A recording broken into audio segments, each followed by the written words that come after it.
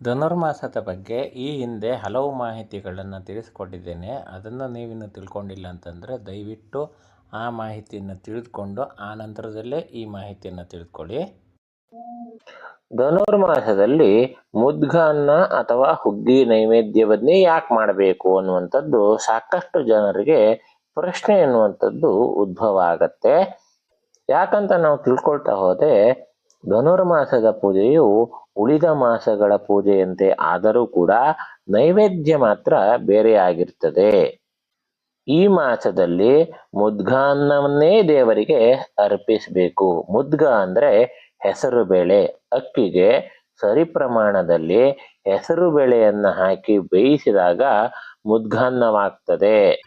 ಇದರೊಂದಿಗೆ ಒಣ ಕೊಬ್ಬರಿ, ಕಾಳು ಮೆಣಸುಗಳನ್ನು ಕೂಡ ಸೇರಿಸಬಹುದು.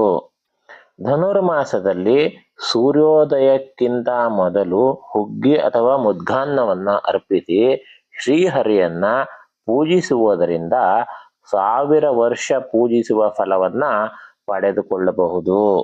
ಇನ್ನೂ ವಿಶೇಷ ಅಂತ ಹೇಳಿದರೆ ಧನುರ್ಮಾಸದಲ್ಲಿ ದೇವರ ನೈವೇದ್ಯಕ್ಕೆ ಮುದ್ಗಾನ್ನವನ್ನೇ ಏಕೆ ಅರ್ಪಣೆ ಮಾಡಬೇಕು ಎಂಬುದಕ್ಕೆ ವೈಜ್ಞಾನಿಕವಾದಂತಹ ಕಾರಣವೂ ಕೂಡ ಇದೆ.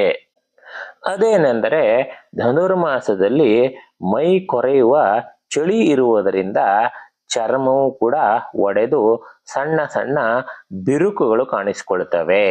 ಜೊತೆಗೆ ಶರೀರದಲ್ಲಿ ಕೊಬ್ಬಿನ ಅಂಶ ಎನ್ನುವಂಥದ್ದು ಕಡಿಮೆ ಆಗಿರ್ತದೆ.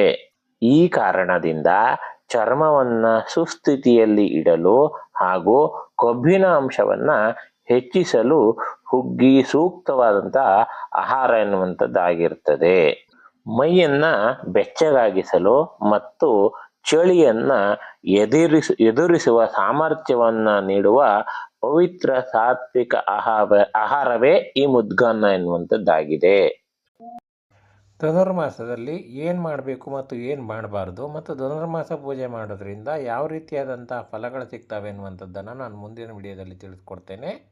ನಮ್ಮ ಚಾನಲ್ಗೆ ಏನಾದ್ರು ನೀವು ಸಬ್ಸ್ಕ್ರೈಬ್ ಮಾಡ್ಕೊಂಡಿಲ್ಲ ಅಂತಂದರೆ ದಯವಿಟ್ಟು ಸಬ್ಸ್ಕ್ರೈಬ್ ಮಾಡ್ಕೊಳ್ಳಿ.